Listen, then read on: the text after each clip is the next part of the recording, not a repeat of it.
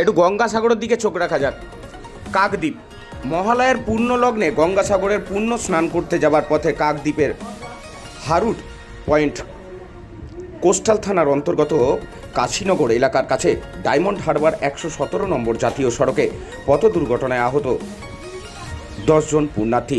স্থানীয় সূত্রে জানা যায়, বুধবার সকালে মায়াপুর ইস্কনের ভক্তরা ডায়মন্ড হারবার সহ বারুইপুর থেকে 4টি অটোতে প্রায় 12 জন পুণ্যার্থী গঙ্গাসাগরে পুণ্য স্নান করতে আসছিল।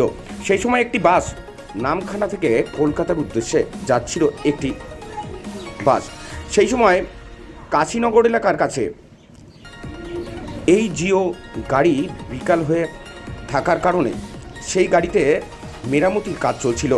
সেই সময় পুণ্যার্থীদের গাড়ি দ্রুত গতিতে এসে জিও গাড়ি থেকে ধাক্কা মারে। এরপর উল্টো দিক থেকে আসা বাসটি নিয়ন্ত্রণ হারিয়ে অটোটিকে ধাক্কা মারে। এই ঘটনায় বাসটি নিয়ন্ত্রণ হারিয়ে নয়নজলিতে পড়ে যায়। এই ঘটনায় পুণ্যার্থী বোঝাই গাড়িটি সবথেকে বেশি ক্ষতিগ্রস্ত হয়।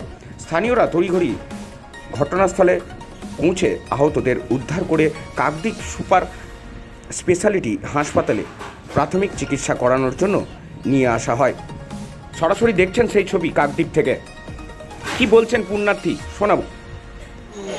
আমরা পিছনে গাড়িতে ছিলাম, আমাদের ইস্কনের ভক্ত আমরা। বাস গাড়ির সঙ্গে অটো গাড়ি ধাক্কা লাগে, ওতে কিছু কিছু প্যাসেঞ্জার ছিল। কিছু লোক আহত হয়েছে ভালো রকম। আমরা সাগর চানে যাচ্ছিলাম, আমরা চান করতে যেতে পারি না, ফিরে ওই হসপিটাল চলে এসেছি। কতজন ছিলেন? আমরা 20-25 জন মতো ভক্ত বার হয়েছি, ইস্কনের ভক্ত আমরা।